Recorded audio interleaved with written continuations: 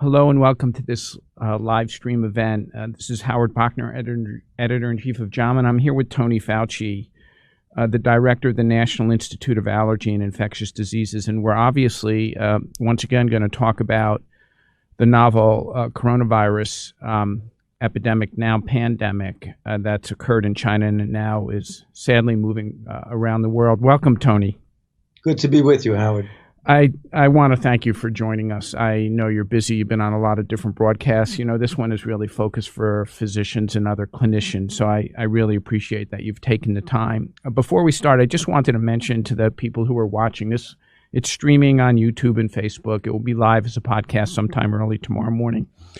JAMA has currently published 3 pieces. The first, which was in fact by Tony with his 2 co-authors, Hilary Marston and Catherine Paulus, was coronavirus infections more than just a common cold.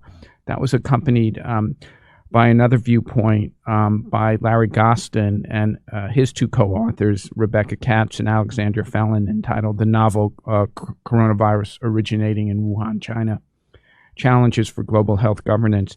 We put up another viewpoint early yesterday by Carlos Del Rio and Preeti Malani entitled 2019 Novel Coronavirus Important Information for Clinicians.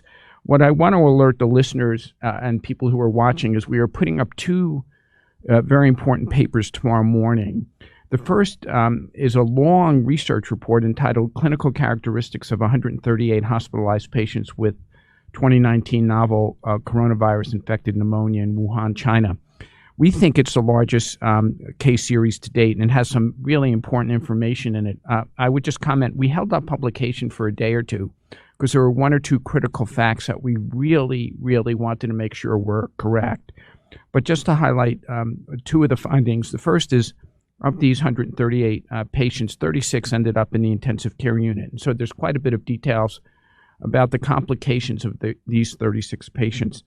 And the other, which is using a preliminary definition, was that almost 40% of this sample of 138 hospitalized patients were infected by individuals who had come to the hospital and were infected. Now, this is a presumed figure, but it's quite high, and I think it will be of interest to all of the readers. So, Tony, you and I corresponded yesterday a bit. Why don't we start the big picture and then walk through it, and then I know I have some other specific questions. So as of this morning, about 28,000 infected individuals worldwide, over 500 deaths. Where do we stand with respect to China? Well, you know, China has the overwhelming bulk of the infections. And the issue here, Howard, that I think is really important is that the cases that we're getting the numbers every day in almost real time are the numbers that you just gave as of last night. If you do the math on that, as we've done every day, it's remarkable that the fatality rate, the case fatality rate, has stayed at 2%. The issue is on conversations with our scientific colleagues and public health colleagues in China, it's very clear that the people who are getting caught in that umbrella of reporting are the people who present themselves to a hospital. About 25%, as you mentioned, of these individuals have serious enough disease to put them in the intensive care unit. However, there's another whole cohort that is either asymptomatic or minimally symptomatic that are going to make that denominator much, much larger than it is. And the reason I think this is important is because this is acting, if the case fatality rate goes down to a really, really bad flu season type fatality. The fatality in a normal flu season is about 0.1%. When you get into the pandemics of 1957, 1968, it goes up to 0.8 to 1, 1.2. When you get to the 1918 pandemic, the famous Spanish flu that killed 50 to 100 million people, you go up to as much as 2%. So if this goes down to the 1 or 0.8, 0.9, 1.1. It's acting more like a really bad flu season or a pandemic flu that we've experienced. The reason I say this is that it's acting less like SARS, which has much less efficiency and transmissibility, but a death rate of 9 to 10%, similar to MERS, which is not efficiently adapted to humans, doesn't spread as well, but has a fatality of about 36%. So I think that we can say we don't know everything about this virus, but it's evolving in a way that looks like it's adapting itself to infecting much better. But we're going to start seeing a diminution in the overall death rate. Yeah, you and I chatted about this briefly before, that we weren't quite sure what the denominator was. We were very good about counting the numerator, but the denominator was much more difficult. Tony, what's popped up in a number of viewpoints that's come across my desk, some of the literature, is this rho. Could you explain this R thing that people have been writing a lot about? Yeah, the R-ORT is a population-based determination that helps you to decide, is the outbreak taking off, leveling off, or diminishing. So the R-ORT is the number of people that a single infected person will infect. So if I'm infected and I infect you, Howard, but I don't infect anybody else, the R-ORT is 1. If I'm infected and I infect 2 people, the R-ORT is 2. If I infect less than 1, and you say, well, how can you infect less than 1 person? It's a population based. If a number of people, the average is that they infect less than 1, then the outbreak is in decline. If 1 person infects 1 person, it's steady. As it goes above 1, it goes up. So the R-ORT for this one is supposedly, and there's a lot of caveats with R-ORTs, but it's supposedly somewhere, around 2, 2.5, 3, depending upon how you model it, which means that it is a virus that is quite good at transmitting from one person to another. So that's why when we went over the case fatality rate, it becomes so critically important, because if you have an R-naught of 2, 3, 4, or 5, and the case fatality rate is very high, then the world's going to struggle. If the case fatality rate is lower, even if the rates of infection are high, then I think we may be able to deal with it. Is that an accurate interpretation, Tony? That's precisely correct, Howard. That's precisely correct. And the dictum that it was never 100%, but it holds true historically, that when infections, particularly respiratory infections, the more efficiency they gain in spreading, the less case fatality rate they have. There are some notable exceptions here, and that's when you really get a catastrophe, the way we had in 1918 with the famous Spanish flu, that had a fatality rate that was much higher than seasonal flu. Seasonal flu is 0.1% seasonal flu fatality rate. When you go up to 2 and you have a wide spread where, 40% of the population of the world gets infected, then you really got a problem. And that's what happened rarely in that incidence of 1918. Now, remember the 2009 pandemic, the H1N1 swine flu, that spread very, very well, but the fatality rate was quite low. And that's the reason why it wasn't dubbed as a particularly serious pandemic, even though it spread very rapidly. Now, Tony, we talked a little bit about China. We'll return, because I'm curious about your sense of the quarantine. That's not just in China, but now with other countries. Where are we at in the United States? A number of cases, travel in and out from China. Where are we in the United States? Okay, we have now 12 confirmed cases in the United States. 9 of them are direct travel cases from Wuhan City in China. The 2 other cases are spouses of 2 of the travel-related cases, for a total of 12. Now, you bring up the point, Howard, about travel restrictions. You know, in general, historically, and I've been one that has even spoken about this, that travel restrictions in general don't do much to stop the entry of infection when there is a broad global pandemic, because you can't restrict travel for the whole world.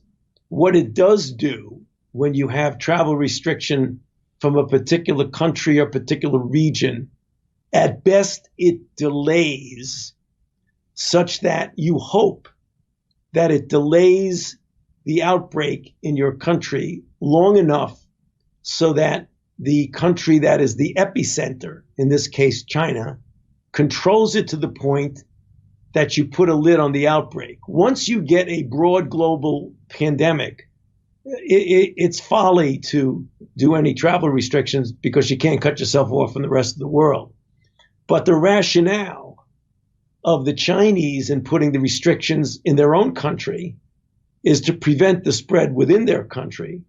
And the rationale for temporary travel restrictions is to try and keep that number of travel-related cases as low as possible, because right now, what you have is the 12 cases, and the 9 of which were travel were appropriately and accurately and correctly and successfully identified, isolated, and the contacts were traced. If you have a very, very large number of those travel-related cases, it becomes logistically very difficult to do that. A figure that I did not appreciate at all until I got involved in it is that prior to this outbreak, there were 22,000 people a day would come from China to the United States. Even though that has cut down considerably, if you want to screen in a way that is,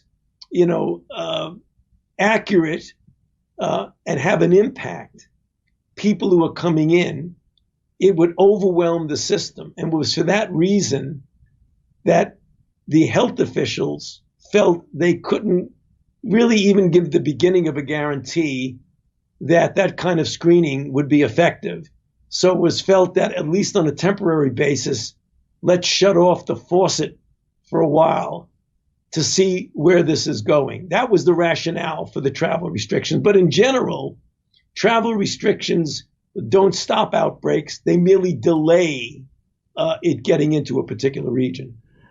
Well, it certainly takes any country, the U.S., any country in Europe, or other countries in Asia, a few days to gear up to be able to begin to screen and then quarantine. So from that perspective, I can understand it. Tony, let's go through some of the more common details that always come up. For example, one of the issues that came up over the last couple of days was so-called asymptomatic transmission, incubation period, and do we know anything more about antivirals? But let's start with asymptomatic transmission. Presumably, someone's coming into the country, you take their temperature, do they have a fever? But what about everyone else who doesn't have a fever? Sure. That's a very important point, and there has been some confusion about that. Let's just quickly start off with the incubation period. Classically in coronaviruses and with this virus, it was felt that the incubation period was anywhere from 2 days to 14 days. Right now, speaking to our Chinese colleagues, the incubation period is probably between 5 and 6, maybe closer to 5 days. So the question is there asymptomatic infection? And can an asymptomatic person transmit infection? As you mentioned appropriately, if there is asymptomatic transmission to any degree, it makes any sort of screening process difficult and problematic. So we were hearing reports, Howard, from Chinese colleagues that there is clearly asymptomatic infection, and they are seeing clear evidence of some asymptomatic transmission. It's not the driver of the outbreak, but they feel confident that it's happening. These are only anecdotal reports. The New England Journal of Medicine last week or so came out with a report of a Chinese woman from Shanghai who went on a business trip to Germany, had business type casual contact with a German person at a time when she claims that she was, well, she didn't claim, the paper claimed that she was without symptoms. She then went back, and on the plane going back to China, she developed symptoms, and when she got there, the diagnosis was made. So the conclusion was that this was the first documented case of a person who in the asymptomatic state transmitted it. It became pretty well discussed because it would have been the first, published report of something that has some policy implications. Then it found out that when they really questioned this woman carefully, she really was not completely asymptomatic. She had some back pain, some fatigue, and she was taking an anti-inflammatory or a painkiller. I think it was almost like an acetaminophen derivative. So all of a sudden, the conclusion coming from that case was now in question, and the paper, at least for the time being, is flawed until maybe they find out that she actually really was asymptomatic. That created a problem. So I figured I might as well just grab the bull by the horns. Right. So I made a call to a person who I know very well, who is a highly respected scientist and public health official in China. And I said, it's important for us to get the answer to two important questions. A, is there asymptomatic infection? Absolutely, yes. B, can an asymptomatic person transmit it?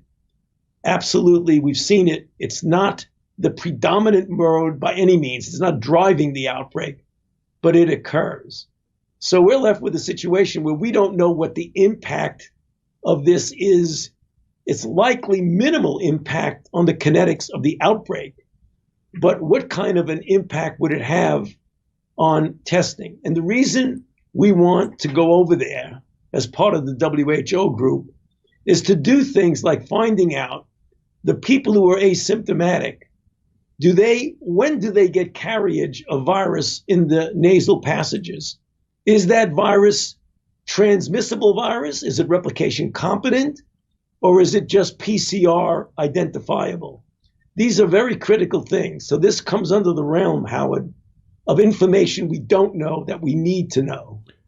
Yeah, it's interesting, Tony. In the case series, which, as I said, we've held on to for a day to really clarify the facts that we're putting up tomorrow, I'll just read the most common signs and symptoms from these 138 individuals. Fever, 99%, fatigue, 69%, dry cough, 59%, anorexia, 39%, myalgia, 34%, but then they get into less common ones. And so it really becomes hard to know if someone is truly asymptomatic. Diarrhea, 10%, nausea, 10%, dizziness, 9%, headache and vomiting, 6% and 3%. So I think defining asymptomatic becomes difficult. Tony, one of the questions that's come through is transmission only through respiratory droplets? Well, again, I cannot say that definitively, Howard, because we haven't done the studies to prove or disprove that. I mean, assuming this is a disease that involves the lungs, that involves coughing, in which you have virus in the respiratory tree in the upper airway, it's almost certain that it's respiratory borne. The question is it only respiratory borne? And we don't know that. I don't know that right now. I think we're assuming, and I think it's a reasonable assumption. We don't want to go way off the wall on this. I mean, to me, it would act like any other coronavirus that's respiratory borne. There has been some reports about virus in the stool in people. You mentioned diarrhea that is isolated from the stool, but we better be careful. Is that live virus, or is that just remnants of virus that you're picking up by PCR? A virus in the stool is an RNA virus. would not survive very well. So I think what you're going to probably hear about is some reports about virus in the stool and what role does that have in the spread of infection. I think the answer is we don't know, and we need to find out because that has important implications. Now, in the report that we're putting up tomorrow, virtually every person got antibacterials as well as many got antivirals, particularly those in the ICU. But there's no, they weren't clear about the benefit of either. In the case series we're putting up, the mortality rate was 4.3%, but obviously this included many individuals who were quite ill. They were in the intensive care unit.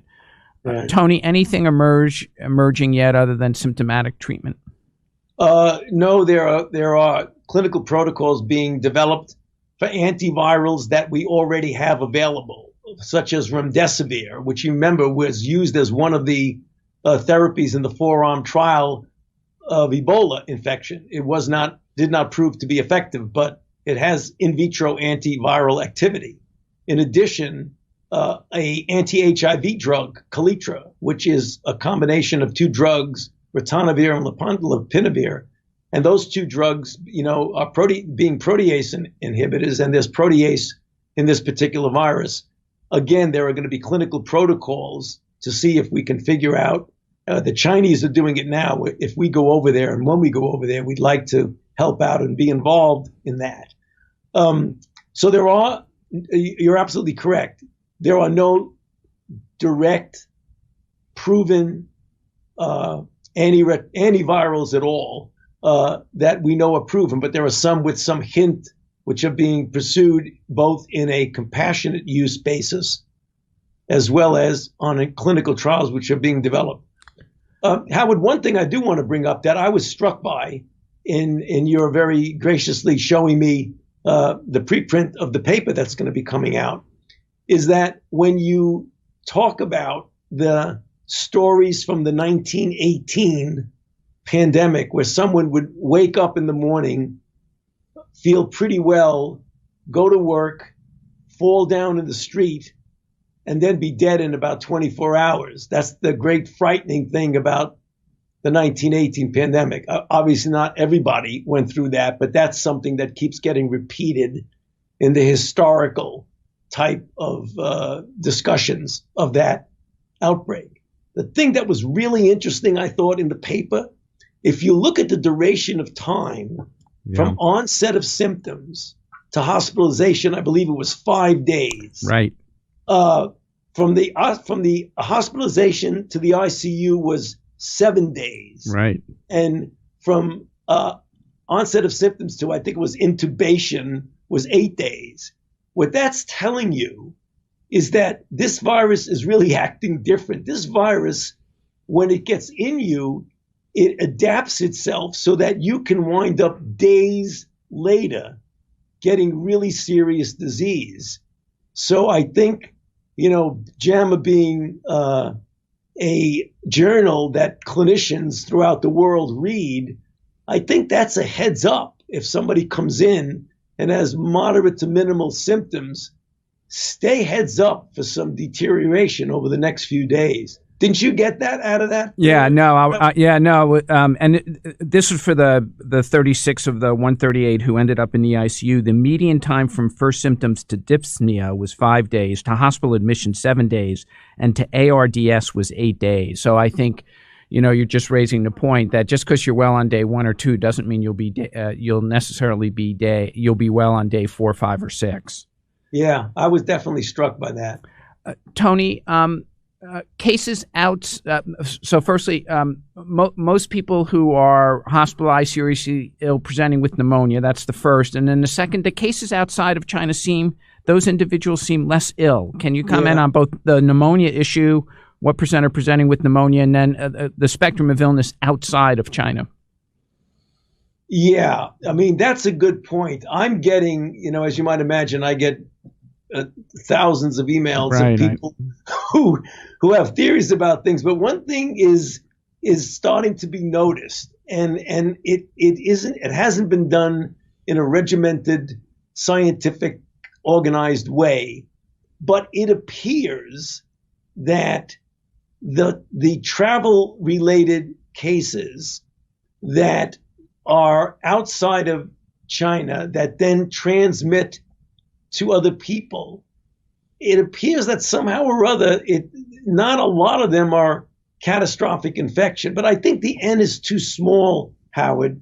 So I would be very reluctant to make any even guess or discussion that disease in Wuhan is much more serious than disease either in other parts of China or outside of China where you have infection. People are talking about that, and I think it's something we just need to watch really closely. I cannot imagine why that would be the case, but you get surprised when you follow brand new diseases. So, going to keep an eye out on that. Right. I mean, the other issue is that most of the case series, the one we're publishing, the couple that have already been published, it's behaving in many regards like flu, in the sense that it's the elderly with comorbid conditions, and we'll report that tomorrow, that are really seem to be most susceptible to needing ICU services or ultimately to dying. Right. This virus doesn't seem to be an equal opportunity attacker. I think striking was is the paucity of children who come up with infection or even serious disease. The average age, I think, was something like 56. Was it in the paper, Howard? It was something like 50.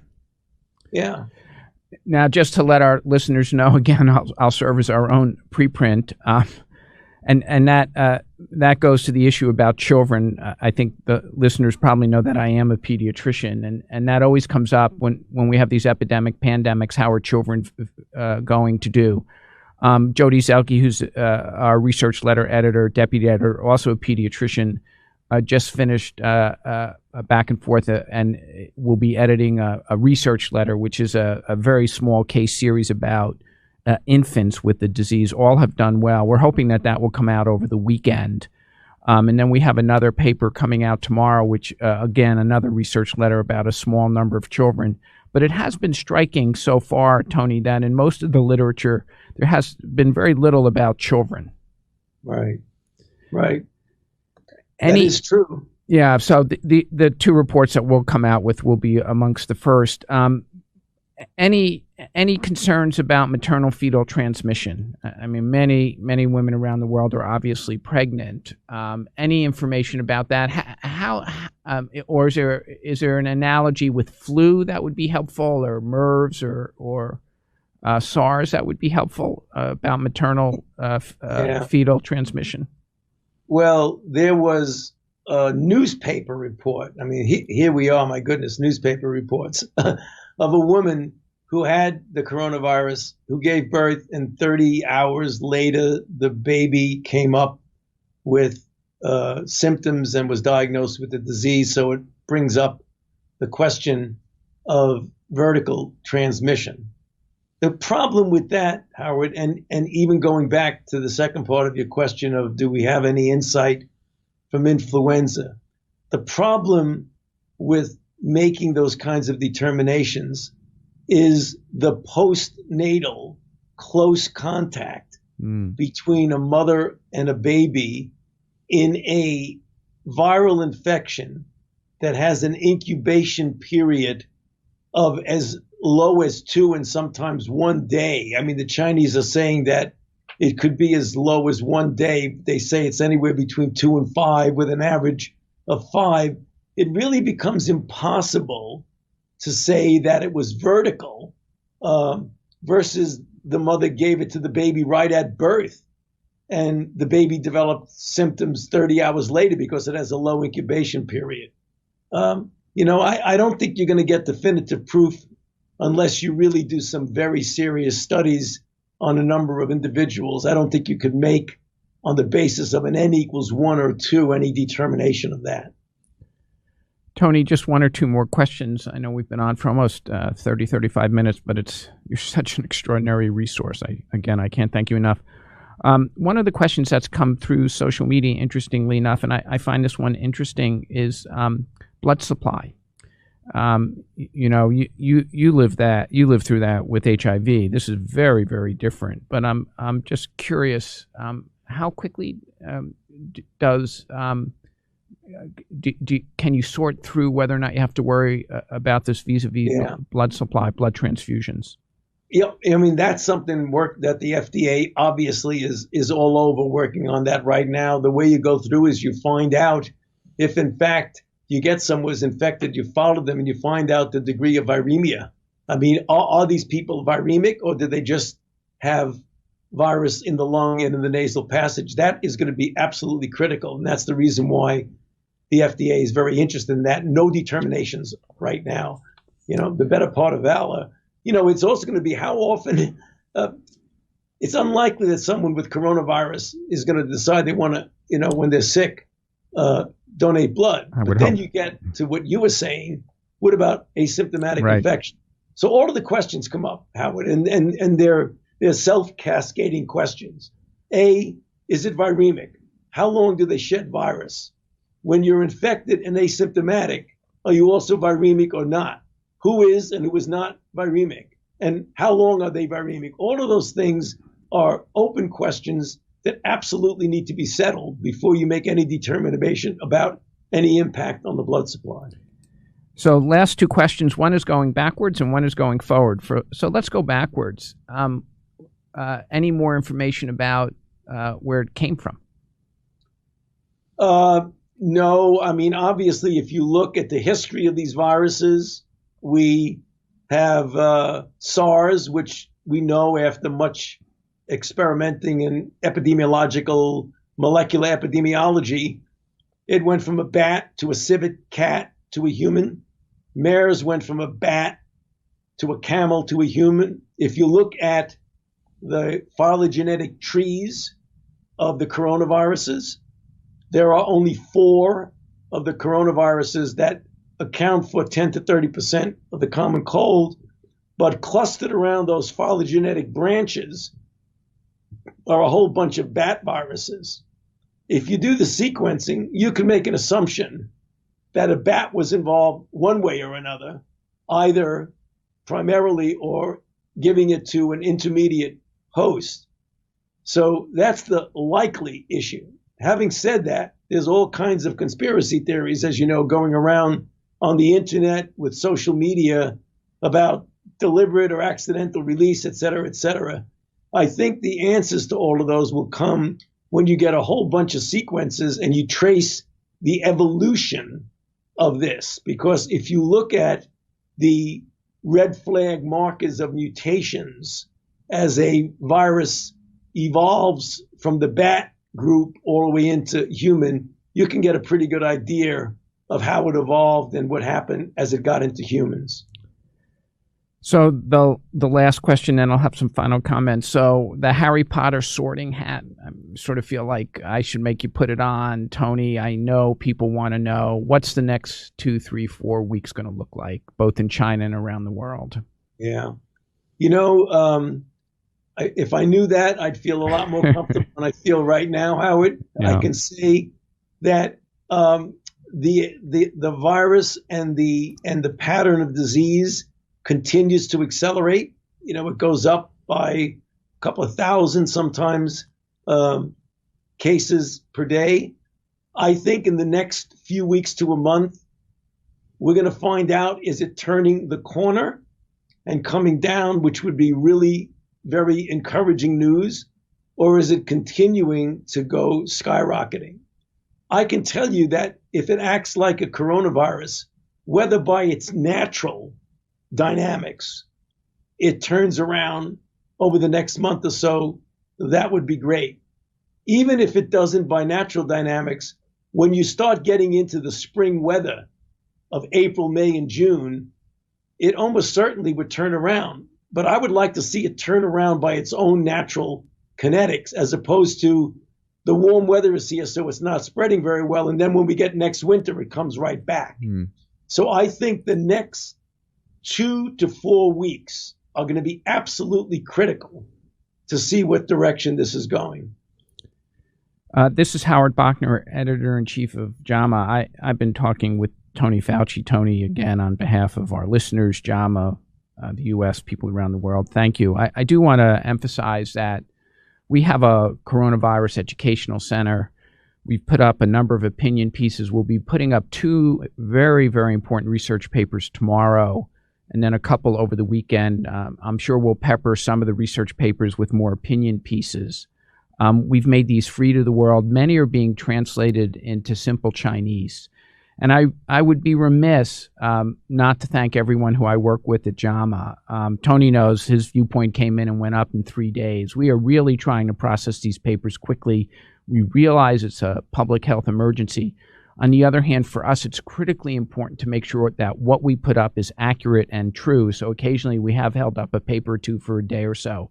But we're working literally around the clock to try to get up papers quickly and to make them freely available to the world.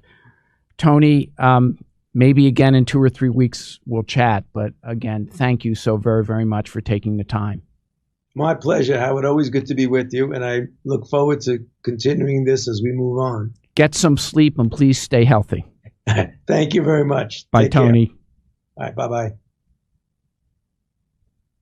Right. Okay, Howard. Take care. Good to be with you, as always.